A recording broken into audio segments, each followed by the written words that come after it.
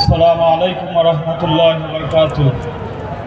ইসলাম দেশ মানবতার অত্যন্ত প্রহরী ইসলামী ছাত্র আন্দোলন বাংলাদেশ ঢাকা জেলা দক্ষিণ শাখার পক্ষ থেকে আজকের এই শ্রমিক সমাবেশে আগত সকলকে আন্তরিক শুভেচ্ছা এবং অভিনন্দন জানাচ্ছি।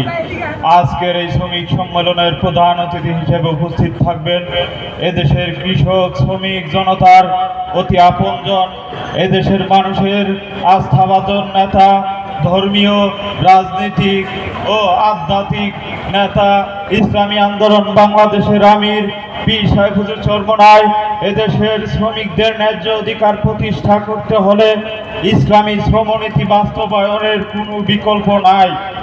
ইসলামী শ্রমনীতি বাস্তবায়ন ছাড়া এদেশের শ্রমিকরা তাদের ন্যায্য অধিকার পাবে না।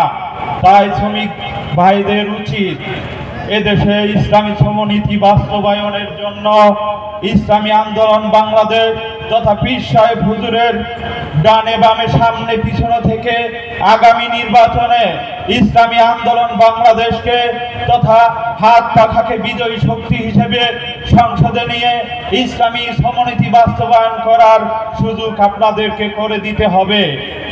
আর যদি ইসলামী শ্রমনীতি বাস্তবায়ন না হয় বাংলাদেশে, তাহলে শ্রমিকরা তাদের ন্যায্য অধিকার ফিরে পাবে না। তাই আমাদের শ্রমিক ভাইদেরকে উদারত আহ্বান জানাবো, আগামীর বাংলাদেশ হবে ইসলামীর বাংলাদেশ, আগামীর বাংলাদেশ হবে হাত ফাঁকার বাংলাদেশ। আপনারা সবসময় ইসলামী আন্দোলনের পাশে থাকবেন, পীর সাহেব হুজুর চরমনাইয়ের পাশে থাকবেন।